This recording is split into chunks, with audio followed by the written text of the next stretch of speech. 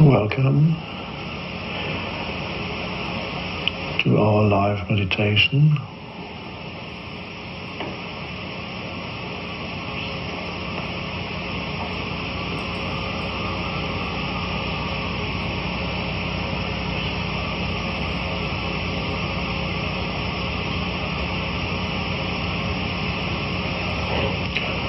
For those of you who are joining us for the first time,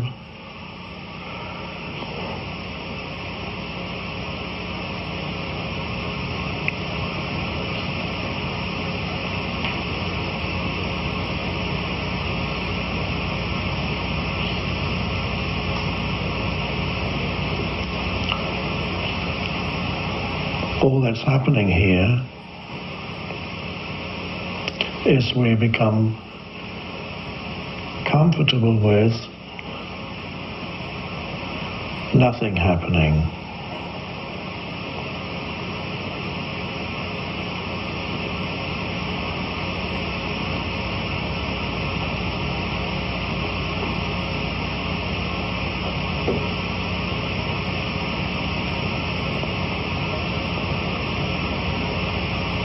So that we can shift our consciousness from doing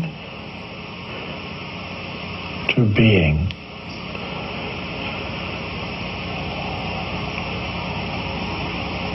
Doing is not just physical doing, which obviously we are not engaged in right now. Well, the mouth is moving, but that's all. Or you may be twitching a bit, but basically we are sitting or lying.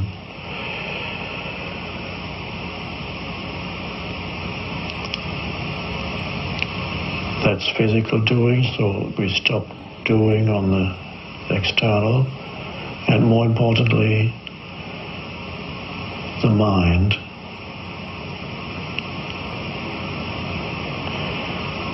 So we are here to experience or get a taste of, or perhaps even more than that, go deeply into the state of being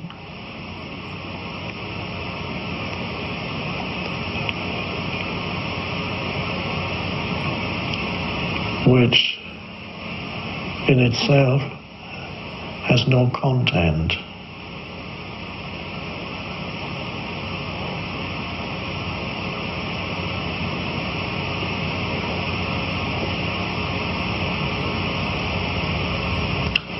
It's a bit like having lived in a room full of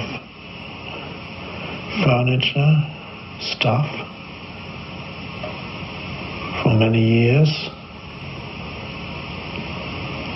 always being worried about polishing it or getting more stuff or getting rid of this stuff and talking about the stuff in your room. And for the first time, you become aware also of the space of the room, which is the essence without which there wouldn't be a room. And you realize the furniture in the room is secondary to the space in the room. But space you cannot grasp. You can't say, oh, there it is. You can't even point to it. Where?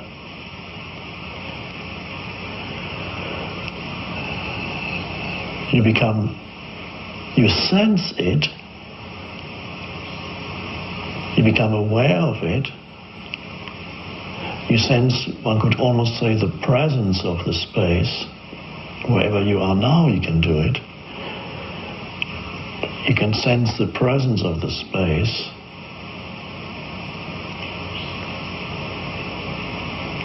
And to do that, you might notice, you can't be thinking.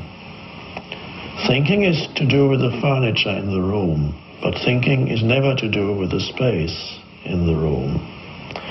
A different faculty is required, inner faculty is required to sense or to become aware of the space wherever you are. That is not thinking.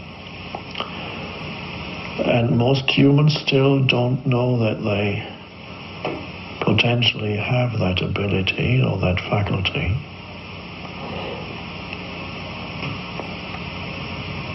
In other words, it's not awakened in most humans yet.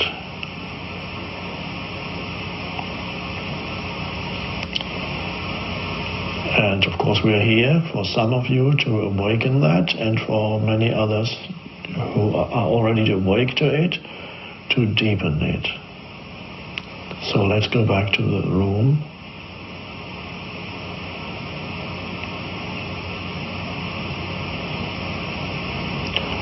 When you become aware of the space in the room,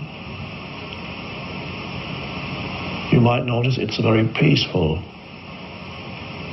thing to be aware of the space. It suddenly becomes, there is suddenly an added dimension to where you are, because before you were concerned with the furniture and whatever filled the room, stuff, and that every bit of stuff has a history. You talk about its history. By the way, may I point out that right now what we're doing, I'm using the room as an analogy for, of course, your mind, but I'm also talking about the room, so we're on two levels here.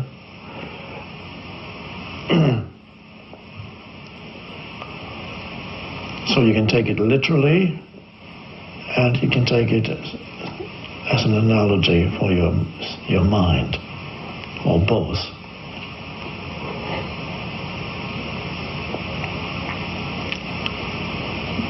So you may notice that suddenly the room, which is the old room that you've lived in for many years, suddenly becomes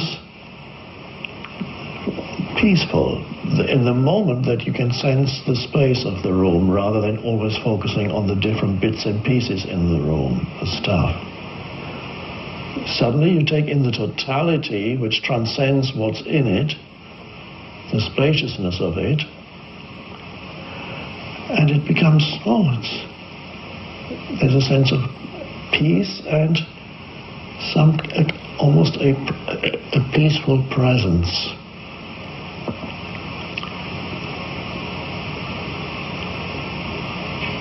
Which, of course, essentially is, you could say, yes, it's in the room, but of course it's in you.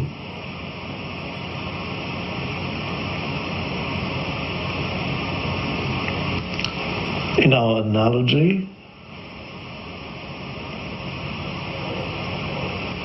the furniture in the room, the bits and pieces, the stuff,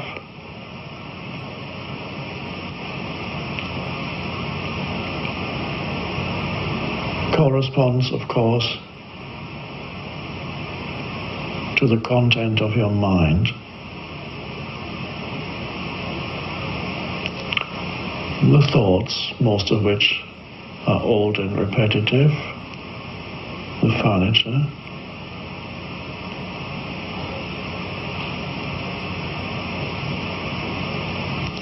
whatever is occupying your mind is the stuff, the furniture.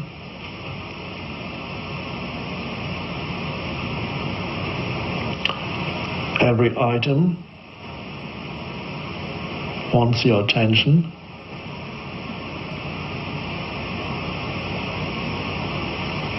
You keep the old stuff alive by continuously giving it your attention.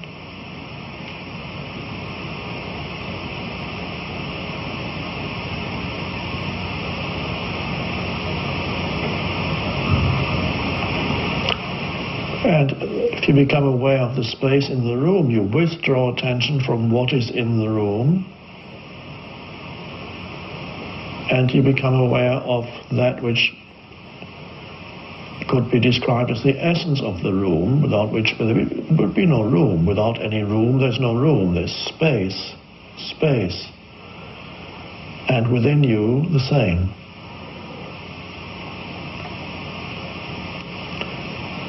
If you don't find the space within you, the spaciousness, which is the presence that you can sense as if it were an external presence in filling the room, is also in you. Now, this is very deeply peaceful, and in many traditions,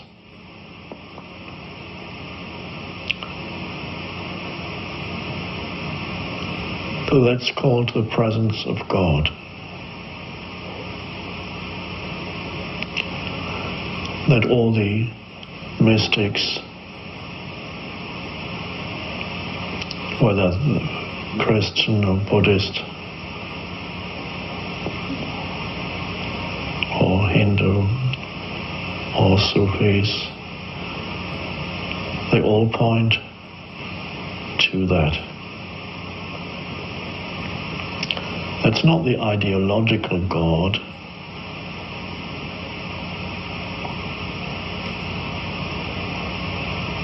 Not the person.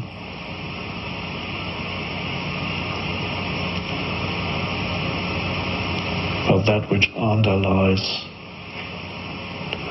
all manifestation. The eternal.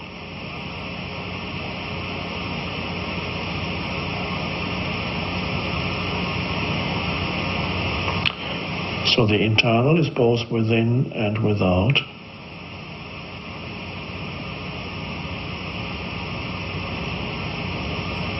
The moment you notice that presence outside of you, you can be out in nature or you can be in a room. You're no longer focusing on individual things.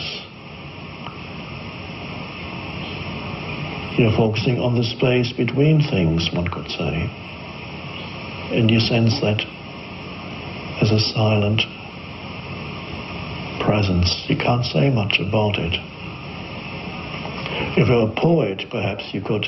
Some poets have written about it quite beautifully. Sometimes Wordsworth, the English poet, went out into nature and wrote beautiful things, all pointing to that. But the moment you notice it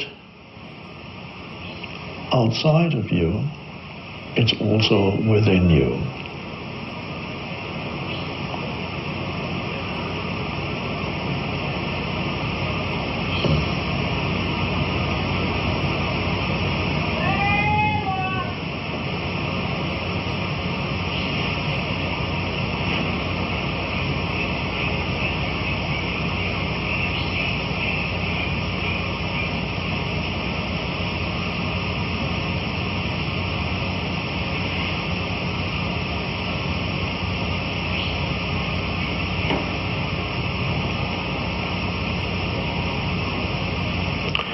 So I call that usually presence.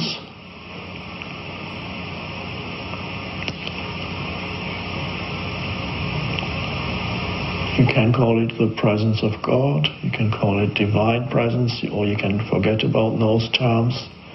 The terms don't really matter.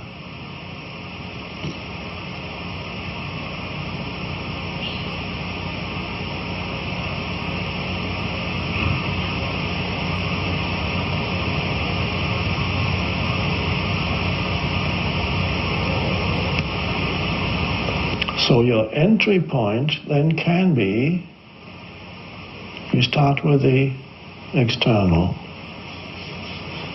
Become aware of the essence of wherever you are, of that particular place, whether it's in a building or outside.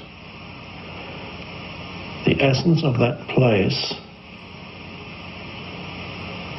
which goes beyond whatever is filling that place, whatever is there as a form. you become aware that there is also the formless dimension to that place. Spirit, another word.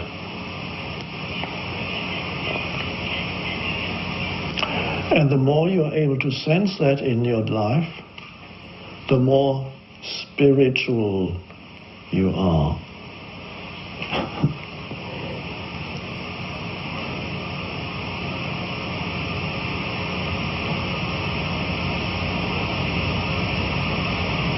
So how spiritual you are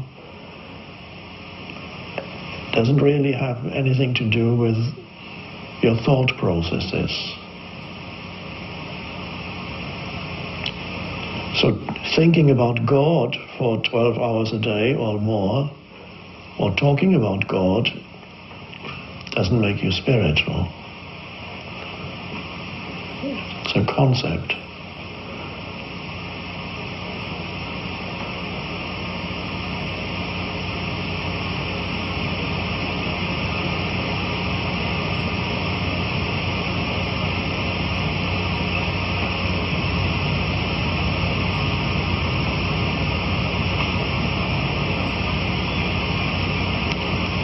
And the test, of course, is always whether you're able to retain that awareness of the presence. Really, awareness and presence are the same thing. The moment you use language, you separate things into subject, objects, and bits and pieces. The question is, are you able to retain that aware presence, continuing to sense that presence that is, of course, inseparable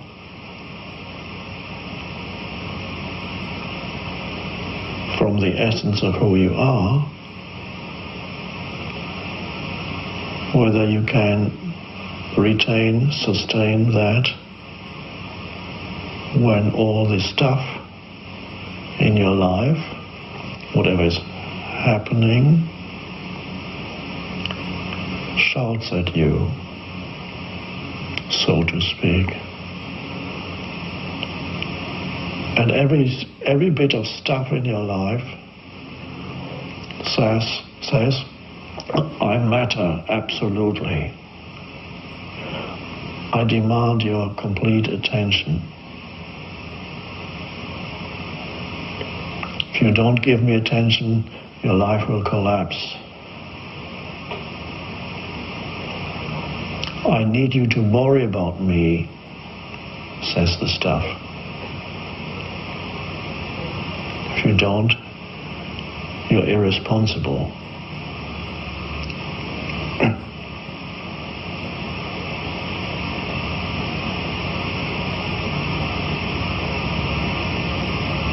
Of course, that's not true.